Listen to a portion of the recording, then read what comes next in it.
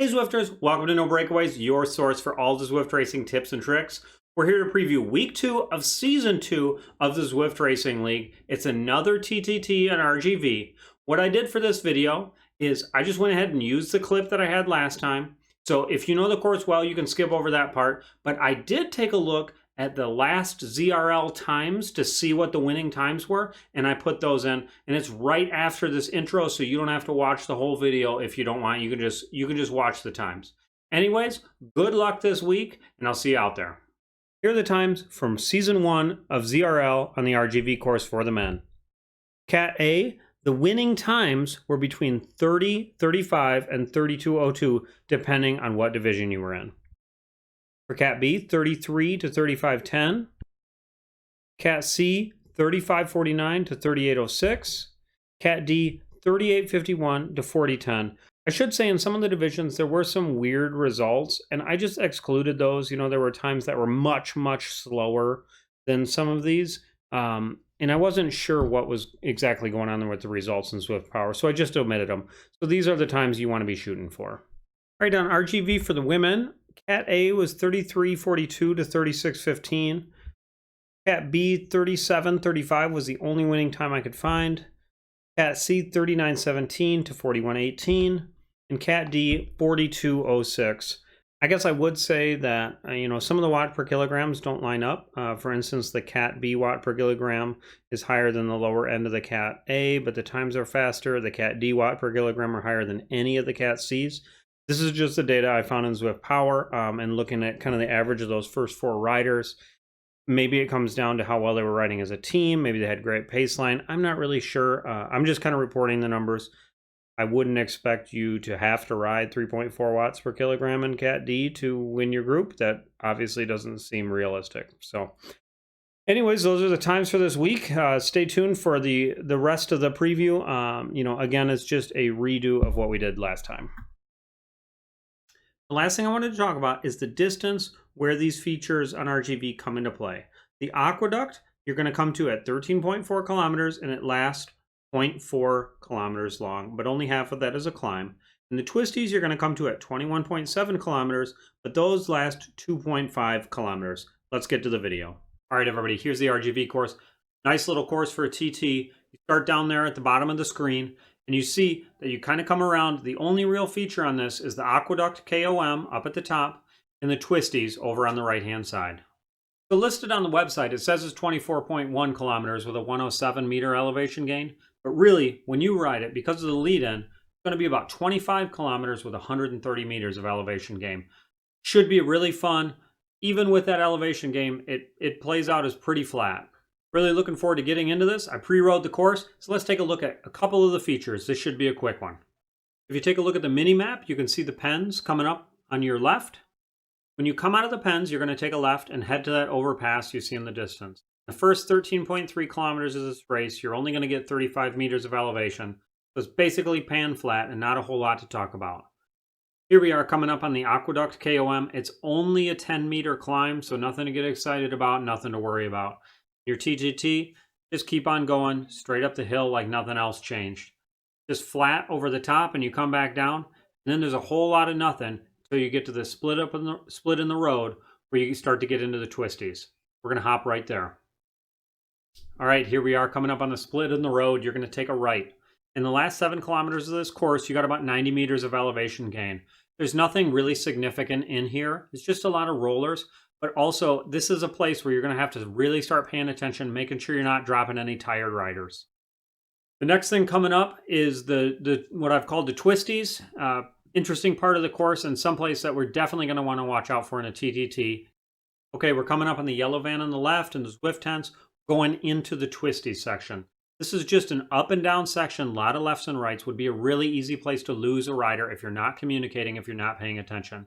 This is only a 3 kilometer section, and there's really only about 30 meters of up and down, so it's not a big deal, not anything to worry about. Just make sure you're communicating through here.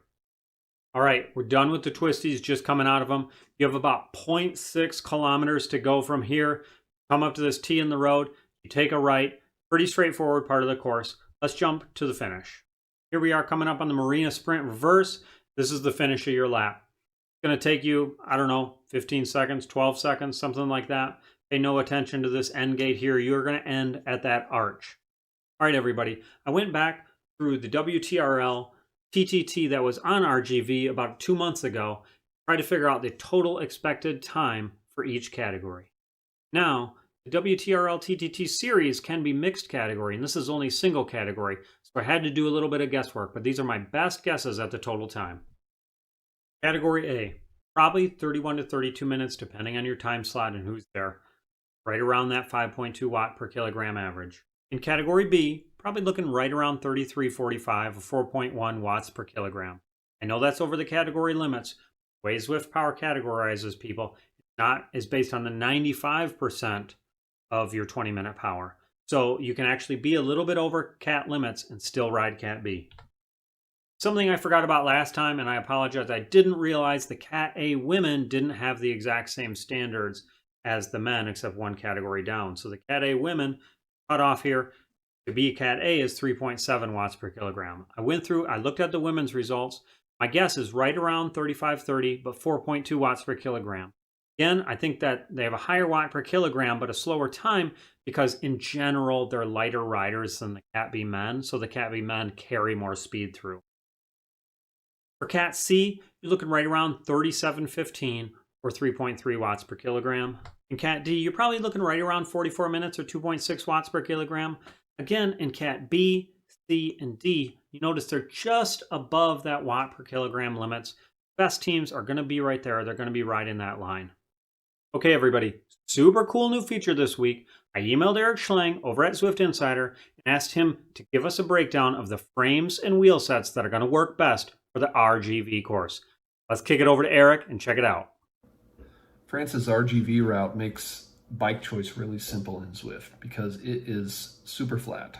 There are little bumps for the aqueduct KOM and through the twisty turns, but nothing significant enough that a climbing setup is going to help you. So look for the most aero setup you can get.